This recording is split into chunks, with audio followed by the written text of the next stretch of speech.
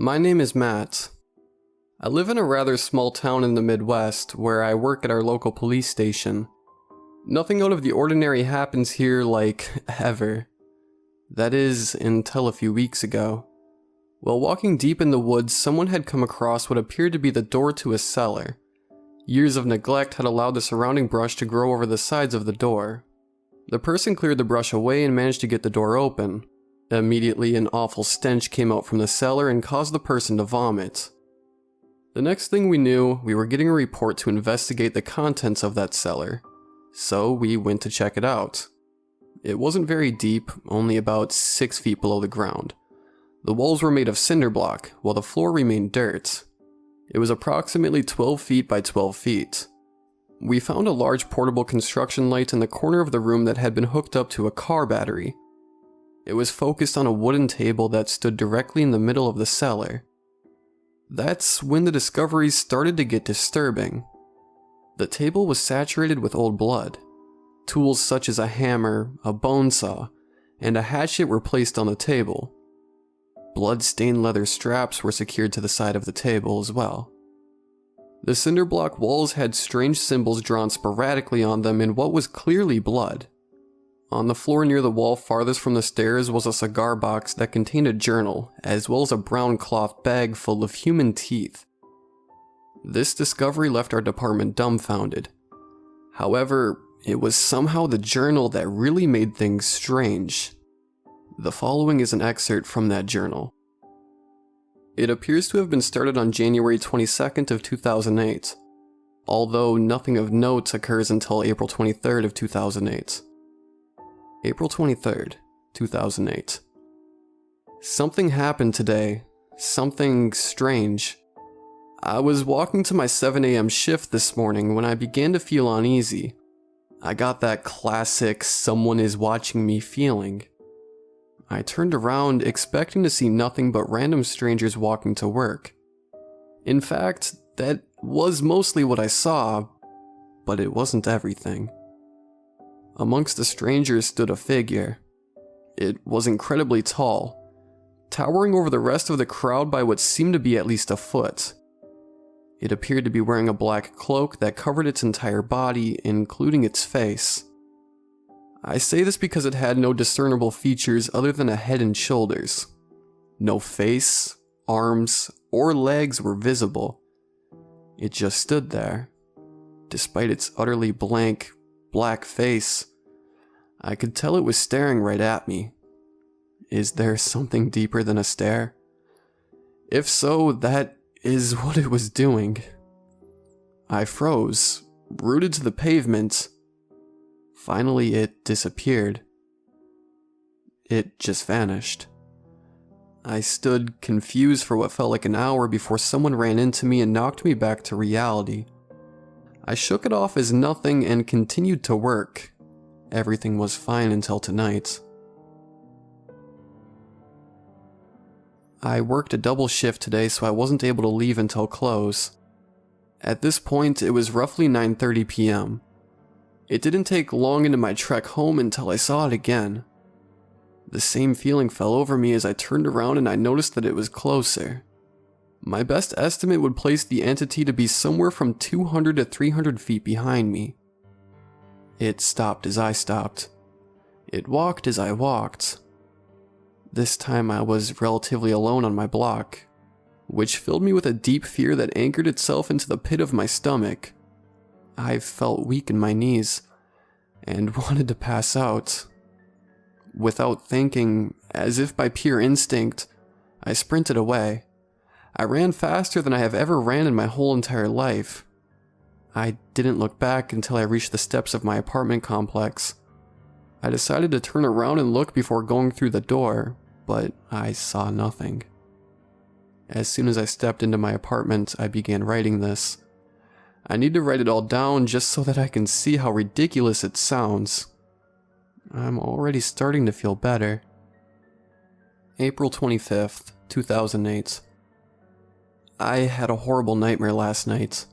I don't even want to remember what happened.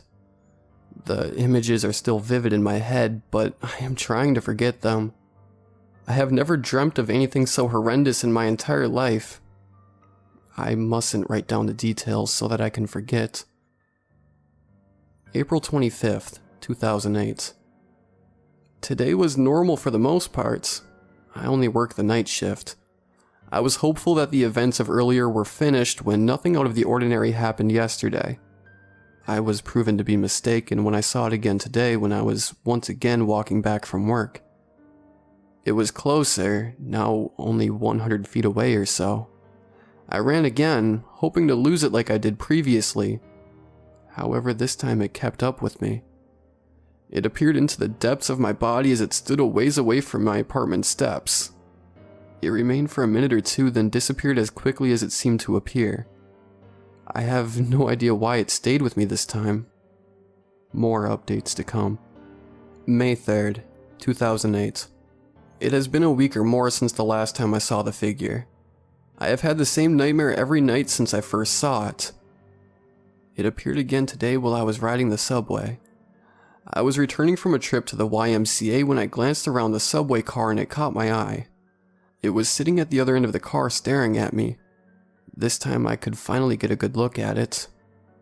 I can't even begin to accurately describe what it looked like. It looked as if someone's shadow had pulled itself off the ground and broke free. This time I could make out its arms and legs due to its sitting position. Its head appeared to be turned to me. Its face was completely featureless. I felt deeply unsettled by its appearance. I couldn't get myself to look at its face for more than a few seconds. Every time I did, I was filled with a level of dread and anxiety that I have never felt before. Looking away made the feeling stop, like putting your hand over a flame and pulling it away once the heat became too much to handle. I got off at the first available stop and went straight home to record this. It did not follow me off the subway. May 4th, 2008. It was back today. All day. I had another double shift, so fortunately I was at work all day, which helped drown it out. It appeared outside my apartment as soon as I left for the day and followed me to work. It was only about 20 feet away from me this time. It has been getting closer every time I see it. It stood outside the window at my work for my entire shift. No one noticed it but me. It followed me home as I left, and appeared to stop outside of my building. Nothing else happened. May 5th, 2008. It's in the room with me.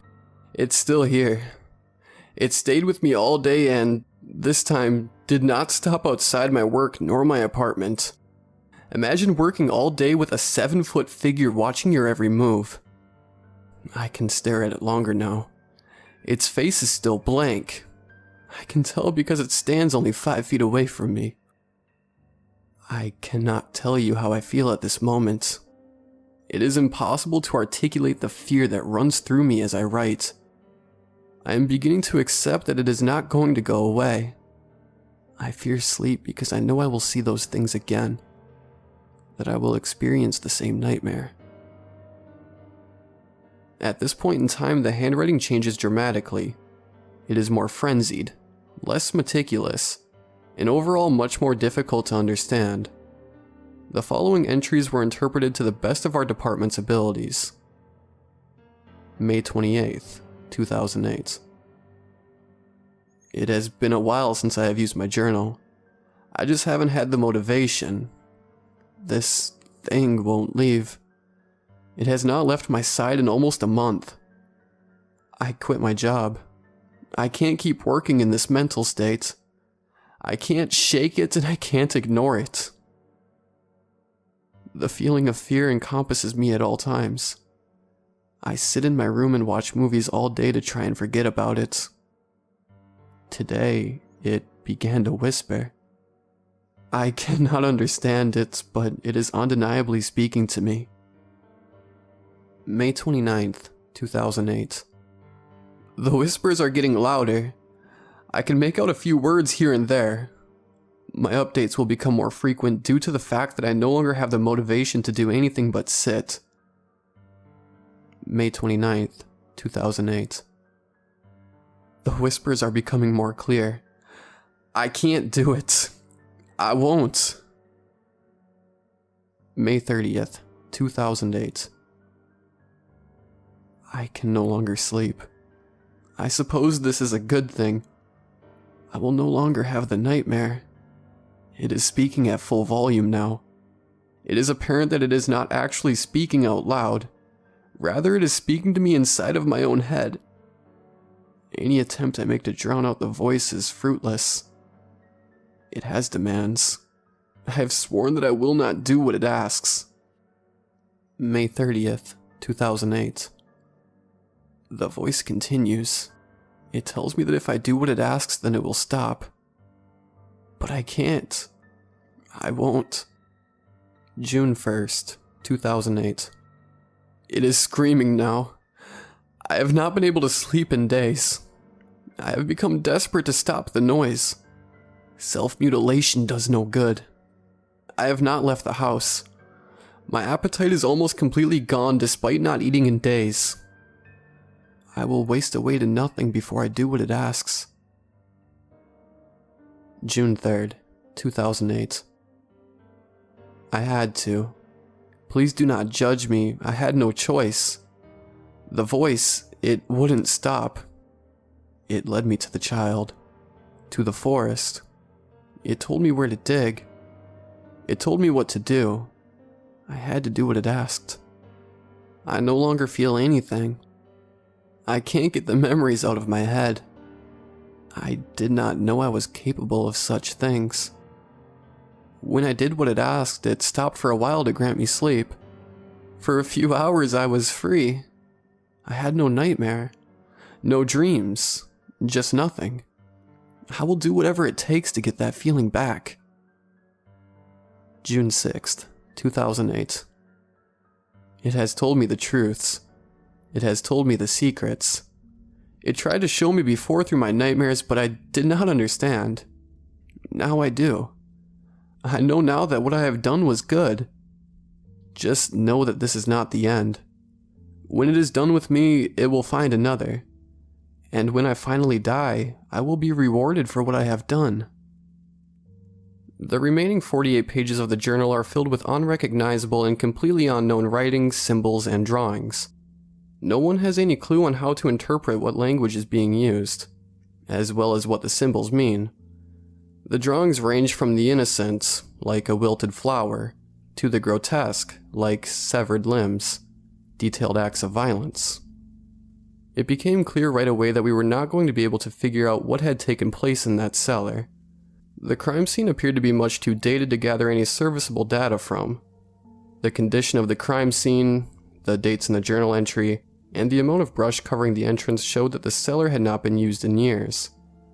The case is clearly way above the pay grade of our small police department, and far beyond our means to solve.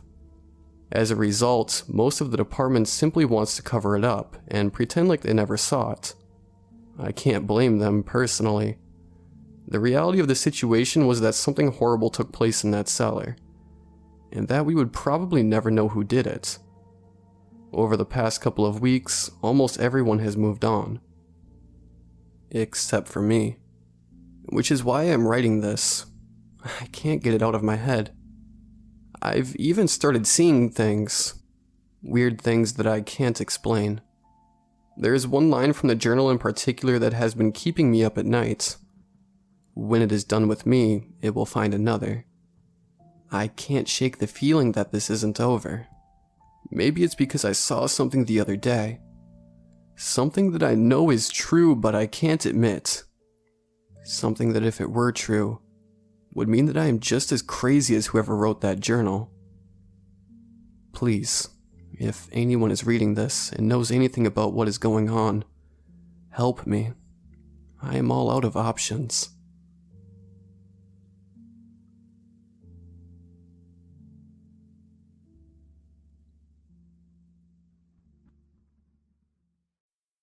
Thanks for watching this video. If you enjoyed it, be sure to hit that like button.